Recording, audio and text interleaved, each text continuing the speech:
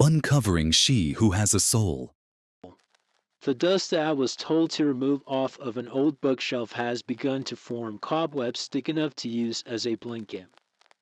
Assorted arrangements of my father's favorite encyclopedias and even fiction had been unkept for too long. I continued to remove what was left of the webs until I uncovered a small wooden box. The wooden box had barely been large enough to expand beyond the two of my hands, and was light enough to carry with me. The box had begun to splinter off the edge of the front side, which had proven its antiquity for me. Upon unlatching the front of the box and pushing it open, I encountered a pile of letters.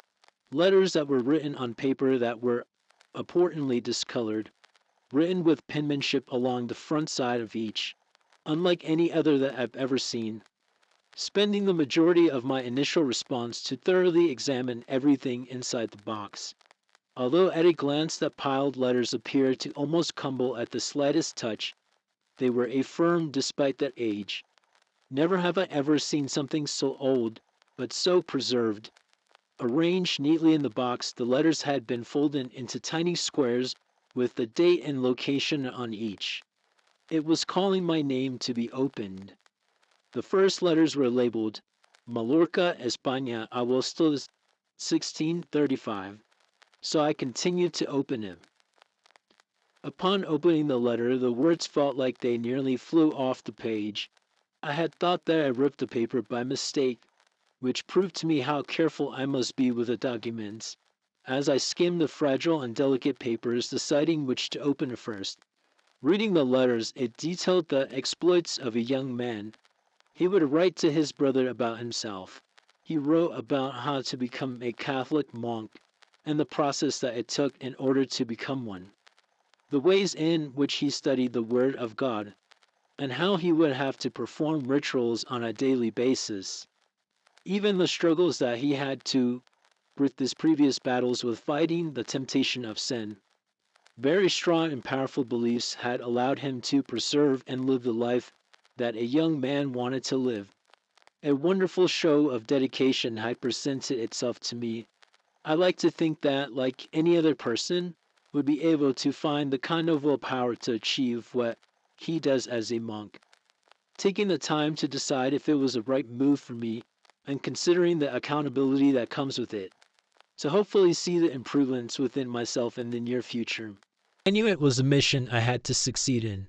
Yet, there was a jump in time from the letters. The next one would be labeled 1642. Noticeably, that month and the location was gone in comparison to the previous letters. Along with this, the author sounds completely different. He no longer sounds as if he is talking to his brother about passion, but he is rather writing as an expression to God, praying for safe travels along with the acquisition of the substance. Times must have come rough. The letters began to detail a catalog of locations, like a personal journal rather than a note to a loved one. It would explain how there would be long journeys along the riverside that would be seamlessly endless, and treks on horsebacks that would render any mound to the point of exhaustion. Along the young man had taken himself to these lengths of a mental ruin. He was resolute with his journey. The young man wrote, I have an unending spirit, one that the God has entrusted into thine soul, to spread the word of God that the unfortunate creatures of his land have yet to be endowed. He was fire. He lived in the missionary, a man that would spread the word of his God in new lands that haven't developed since the Catholic deity. He thought that he was helping them, not only from the current situation, but to better guide from the right direction for his own future and for better outcomes. That he was saving them for dying and spending the rest of their eternity in a fate worse than the death. All in all, he sounded like a good man, someone who truly wished to help others. In one of his letters, I found that he frequently would run into local villages, ones that were described as primitive. They used weapons and were intuitive to their technology, but even a Spanish Catholic monk understood the difference in technology that they withheld. Even in the face of weapons, in the face of battle cries and words that carried no meaning to the Spaniard, he continued on his journey in an attempt to fulfill his mission, a peaceful one that would spread nothing but the love of his God provides. That was his intention, to tailor his message to his audience. He would write that there were a lot of villages that were welcoming to him, along with many that were less welcoming to his ideals. Whether it's in conversation, the writing, or in any form of communication, in each case, staying in one place for too long would be detrimental to his cause. In order to spread the word of God, he couldn't lie dormant or allow himself to welcome the customs of others. He had to learn that spreading awareness requires thoughtfulness, clarity, and intentionality. The life of a traveling monk is a difficult one. Especially in difficult conversations or sensitive situations, he knew to ensure his messages show empathy. The collection of another man's principles would be described as blasphemy, a sin that may be pardoned by forgiving God but not the men that preach it, and as such the Spanish would become the judge, jury, and executor. The monk would accompany conquistadors on their own expeditions. He hoped that he would be able to convert indigenous people to a new way of living. In fact, a better way of living is the way he thought of it. But unfortunately, sometimes his message in good faith were ignored.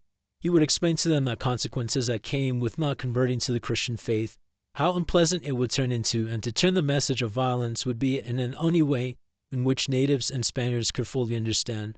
As he continued his journey throughout the villages, the monk thought and strategized new ways of welcoming Native Americans to Christianity. As he thought to himself, he figured converting someone to Christianity is a deeply personal and spiritual process that, from a Christian perspective, involves sharing the message of Jesus Christ, inviting them to explore faith and fostering an environment where they can make a decision to embrace Christianity. So instead of finding ways that would be more convincing and pleasant to hear, he knew he had to take a different approach to the people to find a way to get close to the heart. Something that was going to hook his audience and grow along his journey throughout the villages, which is showing compassion and empathy. They are more likely to open spiritual conversations when they feel respected, understood, and cared for. Avoid being judgmental and instead approach with love and patience. He would like to think of himself as a father figure in the perspective that he cared and loved anyone that would cross his pathway. His intentions were pure to everyone that came into his peripheral vision. Alongside the letter, you see the thoughts and improvement along his journey. It was like an open diary, open to commentary and fixtures along the way. He would continue his practices in the face of indigenous people and would leave behind mementos, such as cross, for them to practice their newly found faith. According to the letters, I don't think the indigenous fully understood the significance of the symbols, but the monk was happy enough to leave them behind for new people. The image of many Native American civilizations have been faced with immense pressure to convert to Christianity and adapt to European ways of life that persisted in the monk's thoughts. Unfortunately, the brutal reality of those who resisted conversion or conquest being subject to brutal punishment, enslavement, and death, a visual he hated to see, something the monk tried so hard to avoid. After all, the man was compassionate and true to his faith. I could appreciate how thorough he is in his faith, and his had conversation and conquest left a lasting scar. He knew not everyone was capable of doing so. He also knew he had to allow space for personal reflection. Learning to speak from the heart, learning that sincere message is more powerful, whether offering advice or sharing thoughts. He knew people are more likely to be moved or inspired. Reading the letter, you see how he fails with some villages and succeeds with others. He might be able to read the thoughts of a dedicated man, and his conflictions was disconcerting. As I got to see the duality of his mission and his country's mission, it was like being inside of the mind and reading every thought that slipped. The legacy of this period is complex and tragic. Indigenous people across the Americas were subject to extreme suffering, but despite the widespread destruction, many Native American communities have preserved and revitalized their cultural identities. I reached down back into the box to only realize that the letters had ended.